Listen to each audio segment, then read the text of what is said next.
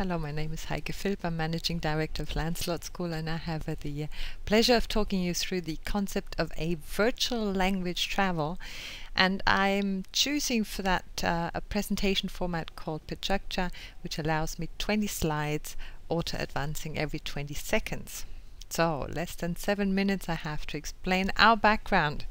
I started 2003 with a live online language school, which then led to the co-initiation of the EU-funded project LANCELOT, which then again led to another project which I co-initiated called Avalon.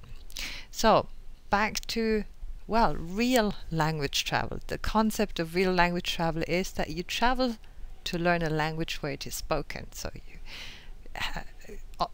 into the airplane, then you usually have language tuition in a real classroom with a real teacher, and the field trips and the fun stuff in the afternoon, the evenings, leisure programs, and very often also accommodation in host families.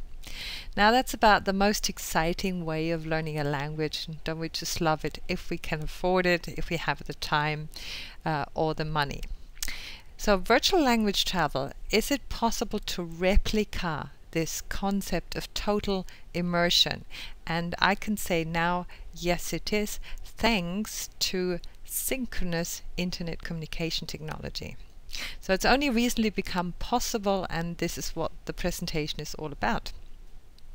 First of all, we have language tuition in a virtual classroom, and this environment allows for real faces, real smiles, a very text-based and image-prone environment, multimodal, so we can use the text chat for error correction and note-taking. We can use the interactive whiteboard even to annotate, and and this is what LANCELOT project was all about. It's to develop a teacher training course on how to use this excellent environment in a pedagogically sound way for language teachers who are not so technically in the background. So, and now is another component, which is the virtual world. So field trips in virtual worlds is now possible. You can actually go to virtual Barcelona, virtual Rome, virtual Berlin, Paris, London. These places exist and are populated with people whom you can meet there. So, and this is what the Avalon project is all about. Namely, Avalon, which started last year in January, is an EU-funded project to explore the potential of language learning in Second Life in virtual worlds in general. Project coordinator is University of Manchester. So, and what else do we have to replicate this total immersive environment? Well, above all, most authentic listening material. And isn't there a host of authentic listening material out there? Podcasts, news clips, interviews, talk shows. And the great thing is that you can actually rewind and listen to it again. Then we have an array of self-study software out there that is from simple multiple choice on the internet to multimedia learning software that is goes with voice recognition, with drag and drop, with exercises.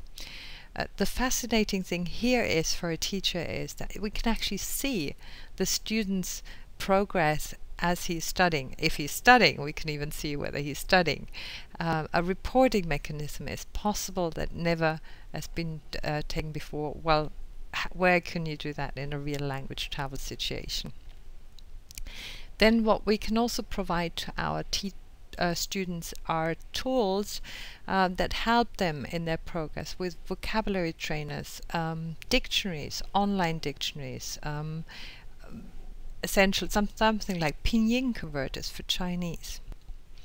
And now this is something revolutionary new as well, that we can actually also add the social component of this by making friends abroad. But where do you do that online? Well, there are online peer-to-peer communities. Live Mocha, Busu, 4 million users on Live Mocha alone.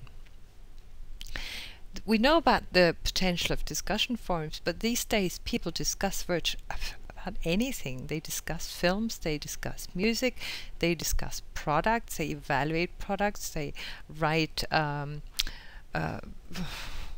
book reviews, you name it. Then we have the games world, where people chat informally. Second Life, where they can just meet strangers, never talked before, and just talk. Just talk. Either voice chat, a Skype, text chat, you name it.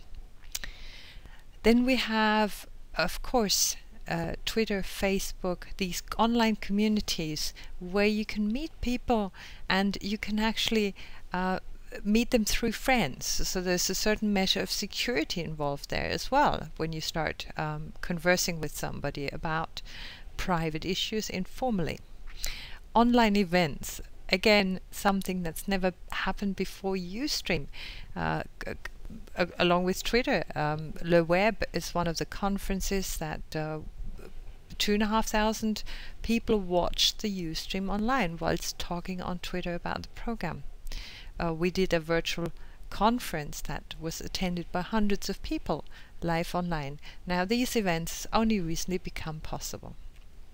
So, and here I'm almost at the end of my presentation, just to reiterate that this is what we are trying to do, is we're trying to help language teachers understand trends and then help them to also, you know, train them on how to use these new media for, to provide our learners a fully immersive language experience.